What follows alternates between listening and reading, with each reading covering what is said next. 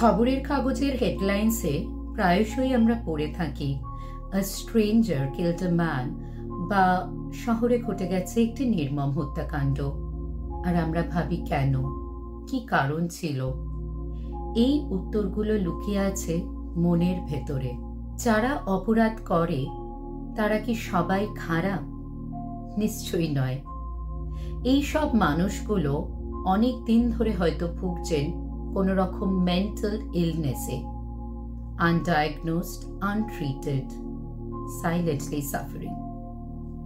আজকে world mental health day উপলক্ষে আমরা আমাদের ক্রাইম ক্রনিকলস চ্যানেলে এই সব কিছু ঘটনা ফিরে দেখব, যা আমাদের বুঝতে সাহায্য করবে কিভাবে মেন্টাল হেলথ স্ট্রাগল একটা ট্র্যাজিক অ্যাক্টে পরিণত হয়।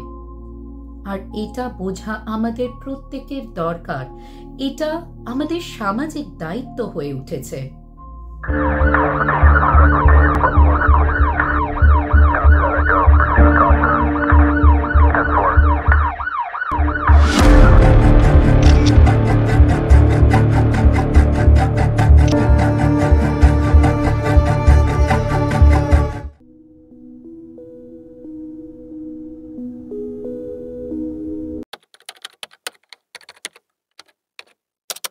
2008 সালের 30শে জুলাই কানাডার ম্যানিটোবা শহরে ভিনসেন্ট লি একটি গ্রে হাউন্ডার বাসে চড়েন।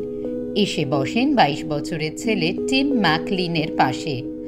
অনেকক্ষণ শান্ত ভদ্রভাবে বসে থাকার পর হঠাৎ ভিনসেন্ট কিছু কথা শুনতে পান, যেন কেউ তাকে নির্দেশ দিচ্ছে, এবং মিনিটের মধ্যে সে নির্দেশ অনুযায়ী টিমকে থ্রেট মনে করে তার উপর ঝাঁপিয়ে পড়ে, তাকে মেরে ফেলেন। পরে জানা যায় ভিনসেন্ট প্যারানয়েড স্কিজোফ্রেনিয়ায় ভুগছিলেন। কমান্ড হ্যালুসিনেশনের ফলে সেই মুহূর্তে উনি ভায়োলেন্ট হয়ে ওঠেন। ঠিক ভুলের সিদ্ধান্ত নেওয়ার কোনো ক্ষমতাই ছিল না তার। কোর্ট তাকে অপরাধীর তকমা দেয়নি, বরং সাইকিয়াট্রিক ট্রিটমেন্টের পক্ষে রায় দিয়েছিল।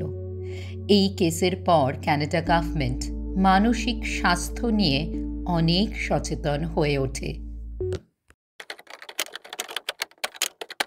2012 সালের 20শে জুলাই কলোরাডোর অরোরা শহরের জেমস হোমস নামের এক ব্যক্তি একটি মুভির মিডনাইট স্ক্রিনিংয়ে আসেন। তার সঙ্গে ছিল বন্দুক। তিনি এলোপাথারি গুলি চালান। 12 জনের মৃত্যু হয়, 70 জন গুরুতরভাবে আহতও হন। ইউএসের অন্যতম মাস কিলিং এপিসোডের মধ্যে এটিকে গণ্য করা হয়। তদন্তে জানা যায় জেমস বহুদিন ধরে ডিপ্রেশনে ভুগছিলেন।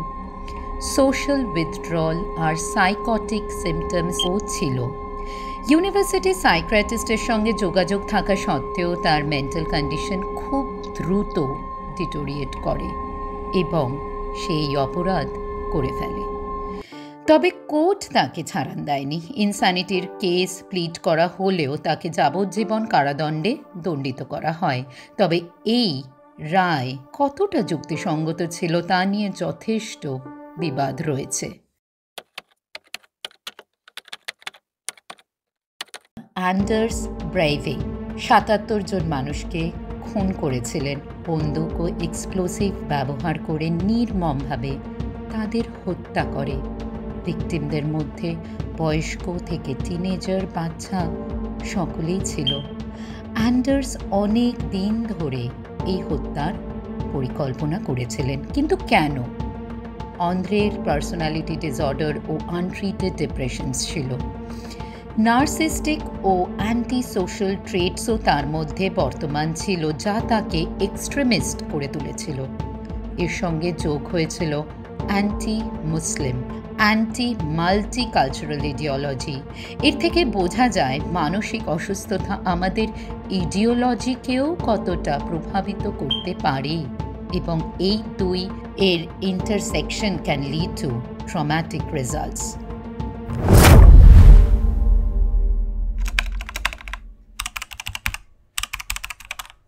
2021 সালে ভারতের ছত্তিশগড় শহরের এক যুবক তার বাবা ও ঠাকুমাকে খুন করে। কোর্টের ট্রায়াল চলাকালীন ধরা পড়ে তার মানসিক সমস্যা আছে। হ্যালুসিনেশন এবং অসংলগ্ন আচরণের নমুনাও পাওয়া যায়। কিন্তু অদ্ভুতভাবে তদন্ত চলাকালীন এই তথ্যগুলো গুরুত্ব দেয়নি স্থানীয় পুলিশ। কোর্ট ছেলেটিকে অপরাধী ঘোষণা করেনি, বরং বিচারক লিগ্যাল সিস্টেমের ফেলিয়ার নিয়ে প্রশ্ন তুলেছিলেন। লোয়ার কোর্টের উচিত ছিল ছেলেটির সাইকিয়াট্রিক ইভ্যালুয়েশন করা। এর থেকে বোঝা যায় ল এনফোর্সমেন্ট এজেন্সিতে ফরেনসিক সাইকিয়াট্রিক ট্রেনিং কতটা প্রয়োজনীয়। একই রকম ঘটনা ঘটেছিল মহারাষ্ট্রতে। 1994 সালে শ্রীকান্ত আনন্দরাও ভোঁসলে নামে একজন কনস্টেবল তার স্ত্রীকে মেরে ফেলে। কারণ ছিল undiagnosed paranoid schizophrenia. He was in a psychotic state during the episode. Supreme court অবশ্য তার এই মানসিক অবস্থার কথা মেনে তার চিকিৎসা রায় দেন। এই কেস ইন্ডিয়ান ফরেন্সিক সাইকিয়াট্রিতে ল্যান্ডমার্ক জাজমেন্ট হিসেবে পরিচিত। এই সবকটা ঘটনাই ভয়াবহ, কিন্তু এখানে একটা কথা বলার আছে। মানসিক অসুস্থতা আর ক্রিমিনাল অ্যাক্টিভিটি কিন্তু সবসময় এক রেখায় থাকে না। বিভিন্ন স্টাডিজে দেখা গেছে মাত্র 5% মানসিক রোগী হিংস্র আচরণ করে। ওয়ার্ল্ড হেলথ অর্গানাইজেশনের মতে এই সব মানসিক রোগীদের অপরাধী হওয়ার চেয়ে ভিকটিম হওয়ার সম্ভাবনা অনেক বেশি।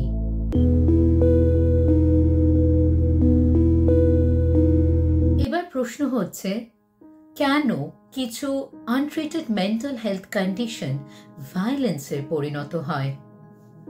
কিংস কলেজ অফ লন্ডনের একটি রিপোর্ট অনুযায়ী সাইকোসিস বাস্তবকে বিকৃত করে তোলে। Hallucinations and delusions can make ordinary people seem like threats.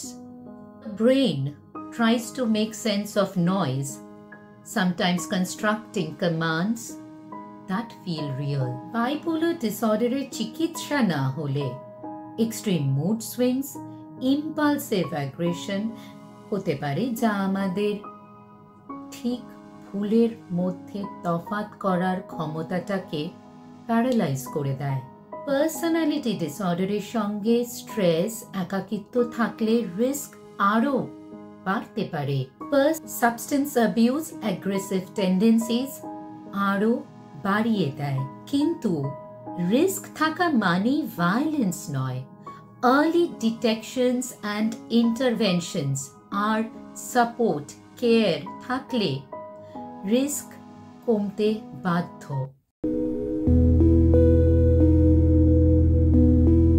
ক্রাইমের সঙ্গে মানসিক অসুস্থতার সম্পর্ক থাকলেও অন্য দিকটাও তুলে ধরা দরকার। মানসিক অসুস্থতা কিন্তু মানুষকে অনেক বেশি ভালনারেবল করে দিতে পারে। 2019 সালে দ্য ল্যান্সেট সাইকিয়াট্রির একটি মেটা অ্যানালিসিসে দেখা গেছে যে যারা দীর্ঘদিন ধরে মেন্টাল ইলনেসে ভুগছেন তারা তথাকথিত সুস্থ মানুষদের থেকে 4 থেকে 10 গুণ বেশি অ্যাসল্টের শিকার হন। এর সঙ্গে দারিদ্র্য, সামাজিক বিচ্ছিন্নতা, স্টিগমা, অবহেলিত উপসর্গ তাদেরকে অতি সংবেদনশীল করে তোলে। ব্যবহারে, আচরণে ওয়ার্নিং সাইন্স থাকা সত্ত্বেও যদি তা উপেক্ষিত হয় তাহলে ক্রাইসিস হওয়াটা খুব স্বাভাবিক। নিজের ক্ষতি তো বটেই, আশেপাশে লোকেরও ক্ষতি হতে পারে। তাই mental health awareness is important. শরীর খারাপ হলে যেমন আমরা ডাক্তারের দ্বারস্থ হই, মন খারাপ থাকলে চিকিৎসা হওয়াটা খুব প্রয়োজন। Early interventions can save life. চোখ কান খোলা রাখুন, ওয়ার্নিং সাইন্সগুলো চেনার চেষ্টা করুন। নিজেকে সকলের থেকে গুটিয়ে নেওয়া, সামাজিক অনুষ্ঠান এড়িয়ে চলা, অর্থাৎ কমপ্লিট সোশ্যাল উইথড্রল। হঠাৎ মুড পরিবর্তন, আকস্মিক রাগ, সবসময় বিরক্তি, বিনা কারণে চিৎকার। হ্যালুসিনেশন, অর্থাৎ এমন কিছু দেখা বা শোনা যেগুলো আসলে ঘটছেই না। ডিলিউশন, অর্থাৎ মনের মধ্যে ভ্রান্ত ধারণা তৈরি হওয়া, ঘুম, খিদে বা রোজকার হ্যাবিটে হঠাৎ পরিবর্তন হওয়া, নিজের বা অন্য কারোর ক্ষতি করার চেষ্টা। ধরনের কিছু দেখলে প্লিজ ফেলে রেখে অবহেলা করবেন না। প্রফেশনাল হেল্প নিন। থেরাপি, মেডিকেশন, সোশ্যাল সাপোর্ট অনেক ধরনের উপসর্গকে স্টেবিলাইজ করে ক্রাইসিসকে রুখতে পারে। আর সবথেকে জরুরি হলো মানসিক স্বাস্থ্য নিয়ে কথা বলা দরকার। আমাদের দেশে mental illness is still a taboo or a stigma. ছবিটা একটু একটু করে বদলালেও এখনো অনেকটা বড় পথ চলা বাকি।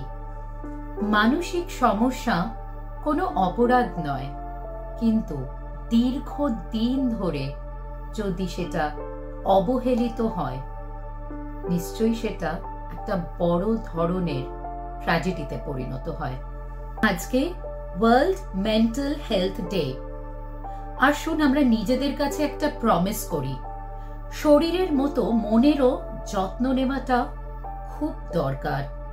আন্ডারস্ট্যান্ডিং, অ্যাওয়ারনেস অনেক বড় ধরনের বিপদকে রুখতে পারে। যদি আপনি দেখেন আপনার চেনা পরিচিতর মধ্যে কেউ দীর্ঘদিন ধরে মানসিক সমস্যায় স্ট্রাগল করছে, তাহলে স্ক্রিনে দেওয়া এই নাম্বারগুলিতে অবশ্যই যোগাযোগ করুন।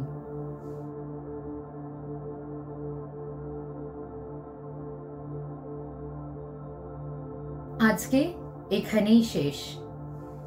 আমি সৌমা, আর আপনারা দেখছেন ক্রাইম ক্রনিকলস।